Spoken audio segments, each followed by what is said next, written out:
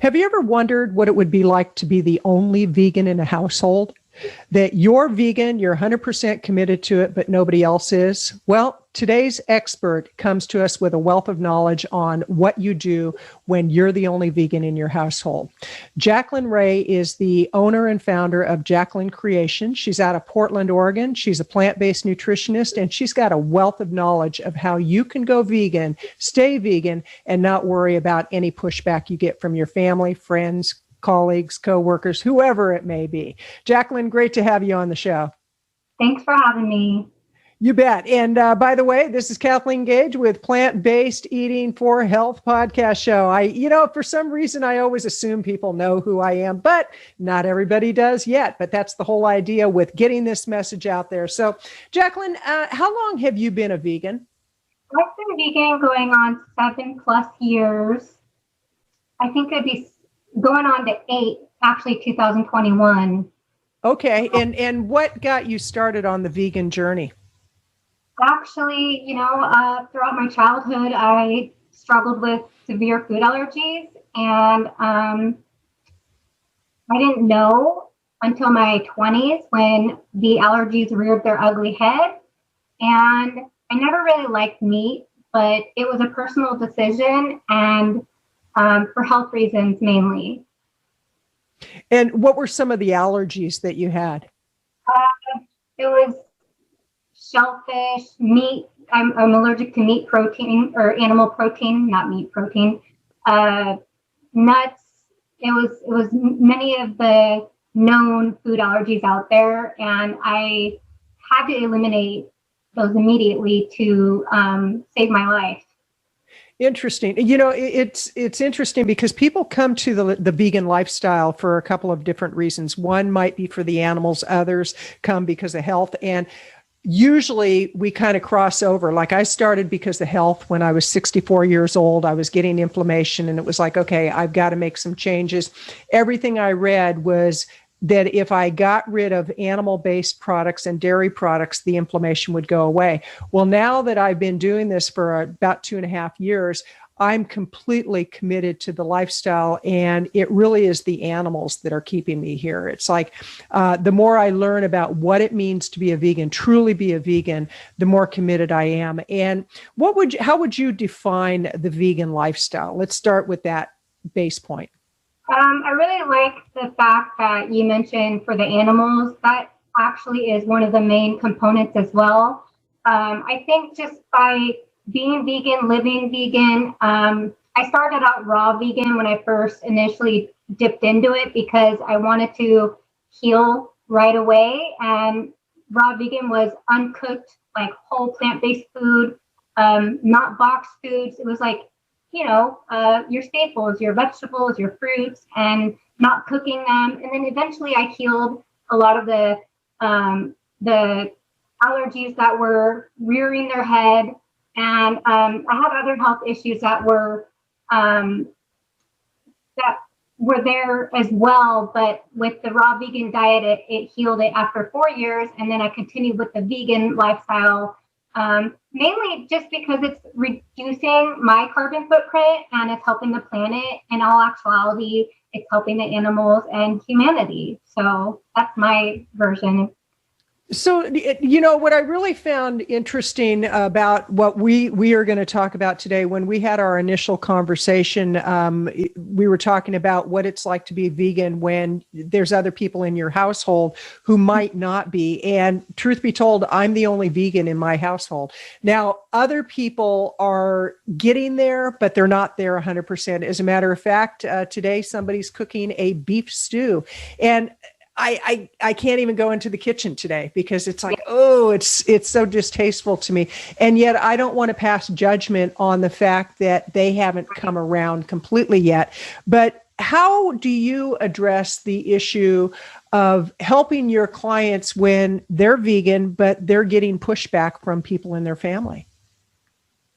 Yeah, so initially, when I work with clients, I see right away if we're a good fit. Also, I get in touch with them to find out more on support systems. Support systems are huge. If the family is not supportive, it makes it harder. that is where, you know, these vegan groups that, like the one you have, is very helpful to invite them to expose to other vegans and a community, and invite them into a community that they feel welcomed and safe, and they can speak without fearing what people think. And oftentimes if somebody comes to me and says, I'm afraid to be vegan because my family, or I'm afraid to go all in, I just tell them it's one day at a time, and we will work on the kinks and get through it together. Right, right. Well, you know, I know that even within the vegan and the plant-based community, there's some differences of opinion. When I first started, I started as a plant-based eater, but I gave up all animal and dairy products, and I went into a vegan group, and I said something about being plant-based. And I got to tell you, I was attacked. I had people that were, oh, you plant-based eaters, you think you know, and I'm like, wait a minute, we're on the same page here. You know, I don't consume animal products. And initially, I didn't call myself a vegan because I thought vegans were pretty radical, which they are. And I now call myself a vegan. I'm a proud vegan. But I think that, you know, we have to actually heal our internal differences before our families will embrace it. But I do know that in my Facebook group, I oftentimes have people who say, oh, my family is making fun of me. They're saying, oh, are you eating like a rabbit again? They're giving pushback, or they bring in things into the house to tempt the person, which in my household, I get a lot of support. I have to say, this is the first time in probably a year that any meat has been cooked. And it, like, there's a part of me thinking, I hope the meat's bad. You know, I really do, so that you just will give it up completely. But how do you help people to address that within their own family if they get the pushback? I know it's one day at a time, but what are some steps? Joining Facebook groups would be one, meetup groups. What are some other steps that people can take? I do personally, because my family is not vegan.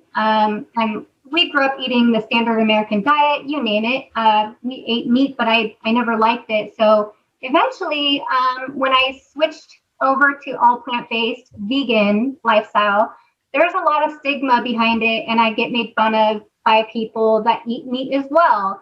And so for me, experiencing it, I have to be able to say that I've thought about this. And for me, I just tell others to have compassion and to help others understand where they're coming from, or why it is that they're choosing to be vegan, in hopes that that will have a big breakthrough for the understanding component. Well, you know, I heard from somebody recently that she said, I like to meet people where they're at, because for some people, going vegan means it's more for health. For other people, it's about the animals. For other people, it's about the environment. And it's really meeting people where they're at. How do you help to identify where people are at? Definitely. That's a great question. So everybody, grows up differently. All of our backgrounds are different, and I work with all walks of life. So for me, I just figure out kind of what their routine is with their diet or their meal consumption. I figure out if they eat meals with others, and then also I find out kind of what their routine is when they go to the store. And all those are day-to-day things that everybody goes through on a given day. We have to go to the store eventually to replenish our food. Even going to the store, if somebody's making the switch to being healthier, it's hard to shop for healthy alternatives because it's hard to find. Even being vegan almost 8 years, I still struggle with finding the premium products that I want to look for, the ones that are the most pure or have the least amount of ingredients. And so for me, it's just figuring out what they're capable of, seeing what they're comfortable with. Right. And also I've offered to meet my clients at the store to help them, because I've even struggled. So just showing them and educating them. Absolutely. And I want to remind people, this is Kathleen Gage with Plant-Based Eating for Health podcast show. I'm talking with Jaclyn Rae of Jaclyn Creations. And Jaclyn, how do people get in touch with you? I want to make sure that they can reach out to you.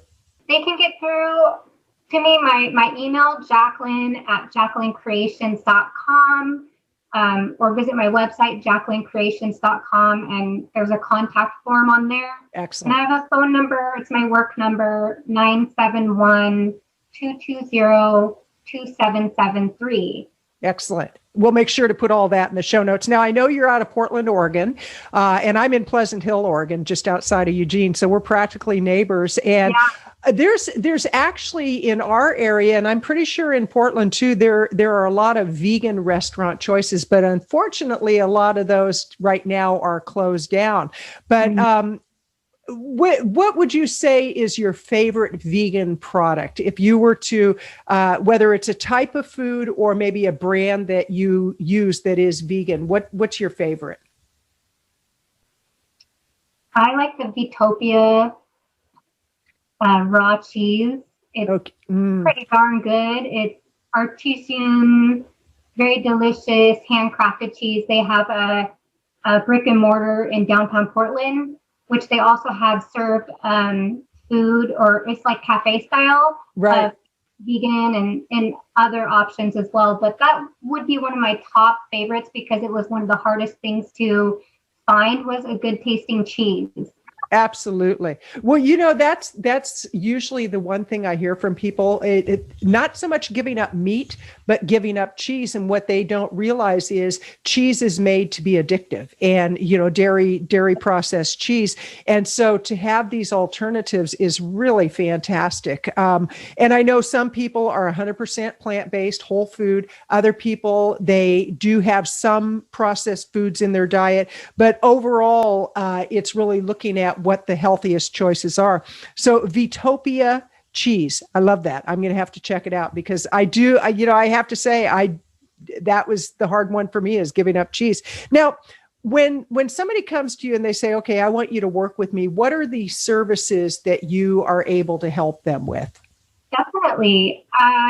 When somebody comes to me, I figure out what it is they're wanting to work on, whether it's a short-term or long-term goal. Basically, it's with a holistic approach. I find out if it's diet or weight issues, or it could be anything under the sun. And typically, I help my clients with getting into one of my programs, and I provide meal plans. And it's all of my own plant-based vegan meal plans, which some of those are in my book that I just published last year. And a lot of those are healing, alkaline recipes. Okay. And alkaline means it's very clean, and it can help correct gut health, a number of things. And it's one of the ones that are the diets that I use to heal my gut and to heal my food allergies, alongside other health ailments that I was facing. So if somebody doesn't want to do it, they don't want to do all the alkaline, or they don't want to do any of the meal plans because they're all vegan, I say you can eat what you're used to eating, but try to include more vegetables into your meal consumption. Right, right. Well, what would be a way that people could start incorporating more vegetables into their diet? Say they're not ready to go 100% vegan, but they really do want to incorporate more vegetables. What would be your recommendation to them? Yes. So what I say is I tell them to think of all the colors of the rainbow on their plate. And as soon as they, take meat out, or the animal product that they're eating, or whatever it is that's unhealthy, I say to include more vegetables in that portion. And that usually helps. That helps them understand that you can't just remove something without having a replacement. Mm-hmm. So that's number one. And what about for people who want to raise their children as vegans or plant-based eaters? What's your recommendation there? Yeah, actually, I've experienced family members that have raised some of my cousins all plant-based, and really, you can get all the nutrients you need eating plants with variety. And there's a ton of plant-based proteins out there. You will not be lacking any protein if you're getting enough variety, and a number of different types of plant proteins out there, like tofu, lentils, beans, chickpeas, even vegetables have proteins like avocados, Brussels sprouts. Just there's so many different options. So. Well, what if people say, well, I just don't have time to prepare all the foods, but they want to have the beans and the chickpeas and the lentils and all that. What's your recommendation there? That happens a lot, especially with COVID being in place. Not everybody wants to go to the store, so they're trying to find alternatives to meal prep and alternatives to save time and convenience, things that are convenient for them. And for me, I just say sometimes there's really good freezer food options that are ready to throw into a skillet, and they're already pre-diced up, ready to throw into a skillet, and you just slowly cook them in the skillet or however you want to, warm them up if that's how you eat. And there's a lot of solutions out there. There's even salad kits out there that are pre-made. There's even pre-cut vegetables that you can find in the produce aisle. And I've shown clients that section a lot because it's handy when you don't have the time and you want to have like a little bit of this or a little bit of that and make like a Buddha bowl or something that has variety. Variety is key. Absolutely. And I love the idea of the frozen foods. For myself, I love my crock pot. It's like one of my favorite things to do is just, I do a once a week, clean my refrigerator out. I look at all the veggies I have and it's like, oh, that'll go quite well. And I do buy organic canned beans. I mean, at times that's very convenient, but one of the things I know is to rinse them off really well and get rid of the starch on them. But now you mentioned your book. What's the name of your book? It's Jaclyn Creations Raw Vegan Recipe Book. Okay, and where can they get that? Yeah, that is on sale at jaclyncreations.com. It's also published on multiple of the e-published book resources like Kindle, Google Play, Amazon. Excellent. And just anywhere you can download it's published right now, and it's really exciting. I'm getting ready to find a publisher to get hard copies, so that's the next step. Okay, so it's Jaclyn Creations Raw Food Recipes. Is that what it's called? Jaclyn Creations Raw Vegan Recipe Book. Raw Vegan Recipes. Okay, excellent. I want to make sure that we have that in the show notes. And what's a normal day of food for you? Take us through your day of what you have for breakfast, lunch, dinner, snacks. Sure. Yeah. Typically, I start my mornings with either an overnight oats or a plant-based protein smoothie. Typically it has berries, mixed berries. I use frozen berries because I don't want to ice it down or water it or make it like, basically I love the flavor of the fruit, so I don't want to water it down. I love to do pea protein in my smoothies. That way I'm making sure I'm getting enough protein. And for women, they need around 40 to 50 grams, depending on their body type, and men around 50 grams per day. So that's kind of important, especially if you're vegan, to find out where to get your protein. And I help my clients with that too. For lunch, I usually do like a Brussels sprout saute or some kind of saute with maybe some polenta or spinach or arugula. Dinners, I usually do, I really like to do like spaghetti squash, like a sauce of some sort. I like to make my own sauces. I get really creative. I have a really good homemade tomato sauce where I stew the tomatoes and I throw carrots in it, and it's just really antioxidant rich. It's delicious. I'm coming over for dinner for sure. Well, that's one thing about being plant-based vegan is that there is a lot of variety and there's a lot of creativity that goes into the menus that we cook. Because quite seriously, before I went plant-based, I just didn't like to cook. It was like pretty much the same things over and over. And with plant-based, there's so much variety of what you can do. Yesterday for breakfast, I had I diced up red potatoes, apples, and carrots. I baked them, and then I added in some black rice. It's called forbidden rice, and I added in some peanut sauce. It was delicious. It was incredibly delicious. And who would have thought for breakfast you would eat something like that? But it got me through the morning for sure. So That's awesome. yeah. So when you take your clients shopping and they're new to this whole vegan way of eating, what's the kind of the process of going through the grocery store that you take them through?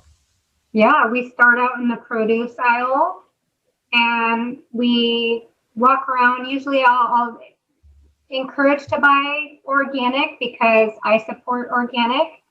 And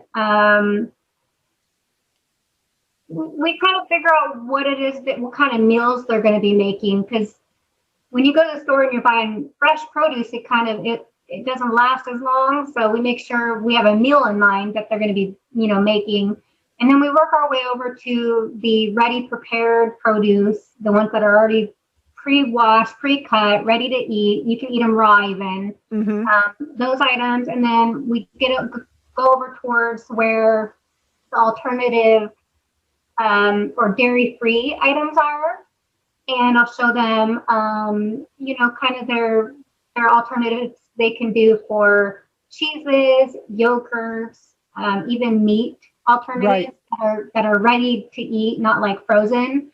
And then we'll work our way over to the frozen section to buy bulk vegetables, bulk frozen fruits. I tend to steer away from boxed, like dinners or boxed meals, just because there's so much additives in them. Right. So for me, that's just one of the key components I let my clients know is when you're shopping, if it's not a whole food vegetable or fruit, if you're buying boxed stuff, try to buy stuff with the least amount of ingredients. And that's, rule of thumb. Right. Well, and keeping in mind the whole food, I think that if people really focus on that, even though they don't have to be 100% whole food, but definitely 100% animal free and dairy free in their consumption. At least for me, that's kind of my criteria of, I want to make sure that I don't consume any animal or dairy products. And, energetically, it just feels better. It feels more aligned with, like you said, not leaving my carbon footprint on it and not destroying the earth any more than, just being human. We're going to have some kind of mark that we're leaving. But in closing, is there anything else that you'd like to share with the listeners and viewers? And is there anything do you have any kind of a gift for them? And again, give them your web address so that people can find your information. Definitely. I just want everyone to know that if you're thinking about making the switch, don't be afraid. And there's so many options to choose from. So don't be afraid to try out new options. Also, when I prepare my food, I like to put intention into it. So like being thankful, showing gratitude, and all of that around what I'm doing with my vegan lifestyle. It really helps everything when you show your gratitude and your Absolutely. I'm so glad you said that because, we're going to stick around for a few more minutes because you just brought up something that is so near and dear to my heart. I was talking with a friend of mine about a book I've been reading called The Magic by Rhonda Burns. And as a matter of fact, I was going to take a picture and send it to her, but this is The Magic by Rhonda Burns. It's all about gratitude. It's a 28-day process of gratitude. And I have to say that as I cook, as a plant-based eater, I do put gratitude into what I'm cooking. So I'm really glad you brought that up because energetically that shifts the molecules in the food. I have a friend who was a client for quite a few years that wrote a book called The Food Codes. And she said, when you pray over your food, when you put intention like that into your food, no matter what it is, it will become healthier. And I think that gratitude just makes us healthier. And for me, I'm grateful to be able to meet people like you who are out doing such amazing things for the animals, for the environment, for people's health. And again, how do people get in touch with you? What's your web address? It's JaclynCreations.com. Excellent. And My email is jaclyn@jaclyncreations.com. And I was going to say, if anybody wants to be a contestant for the winner, why don't you leave a comment on this video? It's going to be in YouTube and other platforms, and I will select the third person that comments, and you will be gifted one of my recipe books. I love it. I love it. Well, I'm going to get a couple of people to comment, and then I'm going to be the third one. No. But no, that's awesome. I'll make sure people know that. And again, Jaclyn, thank you so much for your time. And when I'm up in the Portland area, when they lift all the restrictions, I'd love to get together and have a plant-based meal with you and just bless our food and bless the life that we live, because we are very, very blessed to be able to eat like this, live like this, and to think like this. Thank you so much. Thank you. Thank you for your commitment to an ethical life through plant-based food choices. The kind of choices that are kind to your body, the environment, and most of all, animals. Be sure to leave a review and rating of the Plant-Based Eating for Health podcast show.